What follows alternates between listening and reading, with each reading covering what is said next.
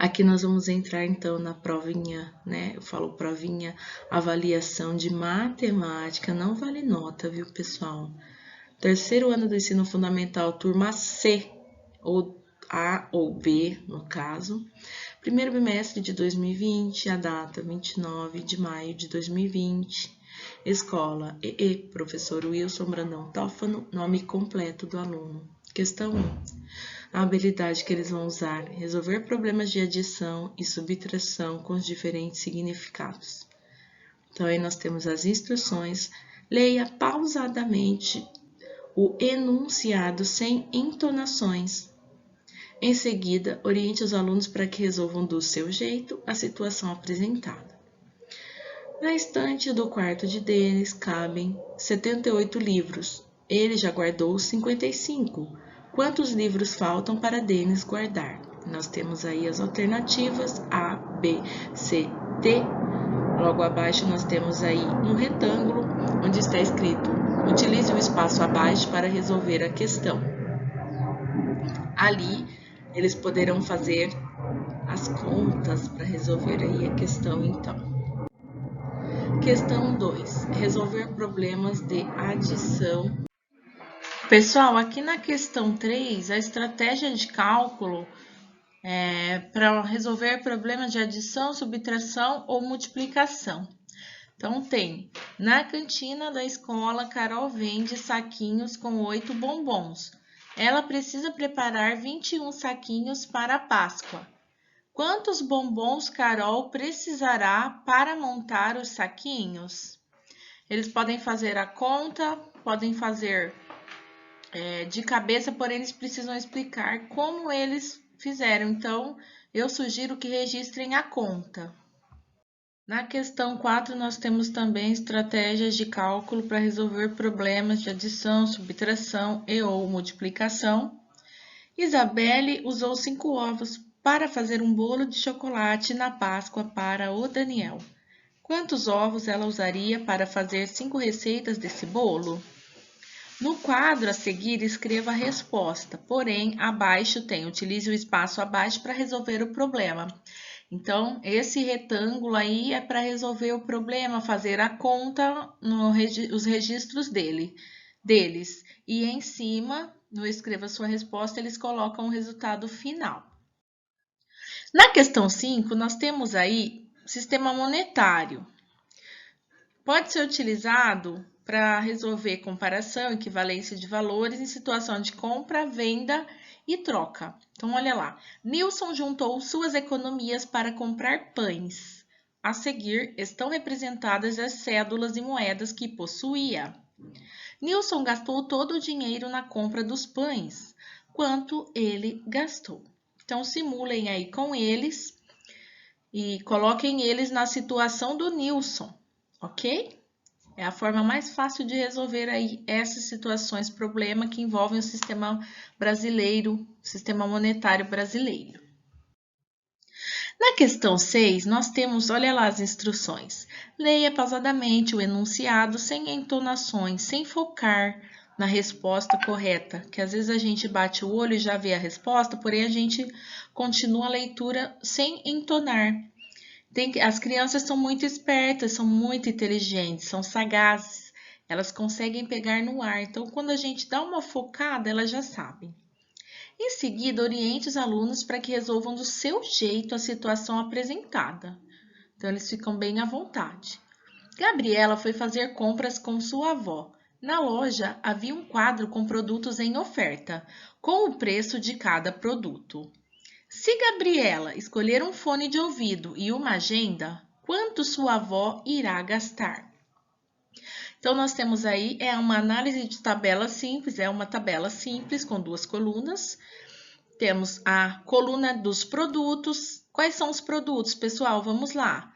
Capa de celular, fone de ouvido, agenda escolar, lapiseira. Ao lado tem o preço unitário.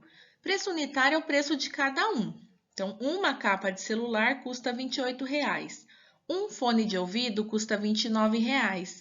Uma agenda escolar custa R$ 15,00. Uma lapiseira custa R$ 12,00. No quadro a seguir, escreva sua resposta. Antes de escrever aí no quadro a seguir, vocês podem fazer as contas, os registros, as anotações no retângulo abaixo. Olha lá, utilize o espaço abaixo para resolver o problema. Então, o que a Gabriela escolheu? Um fone de ouvido e uma agenda. Quanto a avó dela irá gastar quando ela for para o caixa pagar a compra que a Gabriela escolheu? Na questão 7, nós temos, então, a simulação de uma prateleira de supermercado. Para fazer cupcake, Soraya precisava dos ingredientes que estão representados no quadro a seguir.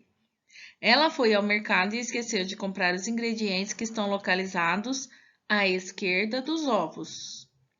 Os ingredientes que estão localizados à esquerda dos ovos. Quais ingredientes faltaram para fazer o cupcake? Questão 8 também localização, movimentação de pessoas ou de objetos no espaço, incluindo mudança de direção e sentido, com base em diferentes pontos de referência. O desenho a seguir representa a localização das casas das crianças que moram nos arredores da escola. Observe. E aí temos as duas questões. A. Qual criança percorre a menor distância para ir à escola? B. Qual criança percorre a maior distância para ir à casa da Luísa? Então, vocês vão ler pausadamente o enunciado, sem entonações, em seguida orientem, deixem eles à vontade para que resolvam do jeito deles a situação apresentada. Se quiser pegar o lápis, correr aí no desenho, fazendo o trajeto, enfim, fazer um esquema, fazer contas, estratégia de cálculo mental, deixem eles à vontade para descobrir. Questão 9. Completar uma sequência numérica usando a contagem em escalas ascendentes e decrescentes. Leia pausadamente o enunciado sem entonações, sem dar dicas e em seguida oriente os alunos para que resolvam do seu jeito. Tereza estava escrevendo o número das casas da rua da escola. Ela escreveu diferentes números em cartelas coloridas representadas a seguir. 232, 425, 333, 564, 805, 779, 616. Aí na questão 10, nós temos aqui, a professora Márcia construiu um quadro numérico e deixou alguns números sem preencher. Observe. Então, nós temos lá, inicia no número 200 e vai até número 278. Esses em branco são os que estão sem preencher. Os números que estão faltando para que o quadro fique completo são... Então, vocês podem preencher no quadro e embaixo passar a limpo os números que estão faltando. Questão 11. Leia pausadamente o enunciado sem entonações, em seguida oriente os alunos para que resolvam do seu jeito. E depois eles vão assinalar a resposta correta. Então, essa questão envolve ler e interpretar informações apresentadas em tabelas simples ou de dupla entrada. Temos então análise de tabela simples, olha lá. Na escola Pequeno Polegar, a professora Valéria realizou uma gincana com as turmas dos terceiros anos. A pontuação que cada turma fez está representada na tabela abaixo. Escola Pequeno Polegar. Nós temos uma tabela com duas colunas, uma é turmas e a outra pontuação. Então, olha lá. A turma terceiro ano A fez 216 pontos, terceiro ano B fez 109 pontos, terceiro ano C 303 pontos, terceiro ano D 218 pontos. Qual turma fez maior pontuação? Questão 12. Identificar unidades de tempo, dia, semana e mês e utilizar calendários. Leia pausadamente novamente, oriente eles para que resolvam do jeito deles, depois assinalem a resposta correta. Miguel viajou para a casa de sua tia Adriana na quarta-feira de manhã, dia 1º de abril, e voltará para sua casa na próxima quarta-feira à noite. Que dia Miguel retornará?